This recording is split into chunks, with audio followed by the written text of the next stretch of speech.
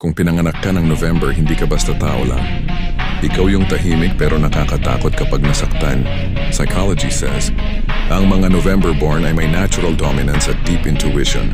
Marunong silang magbasa ng tao at kapag minanipula mo sila, ikaw mismo ang mauubos sa laro mo. Tahimik sila pero bawat kilos may plano at yung ngiti nila. Madalas may kasamang diskarte sa likod niyan. Bago ko ituloy, advance happy birthday sa mga taong pinanganak sa buwan ng November. Hindi sila nagpapakitang galit, pero kapag na-trigger mo ang pride nila, kayang-kaya nilang sirain ka nang hindi mo napapansin. Ito yung mga taong marunong magtago ng sakit at ginagamit yon bilang gasolina para magtagumpay. November-borns are mysterious strategists. Hindi sila mabilis magsalita, pero kapag nagsalita, lahat nakikinig. Hindi sila pinakaingay, pero sila ang may pinakamalakas na presensya. Kaya kung kakilala mo ang isang taong November ang birthday, huwag mo silang maliitin.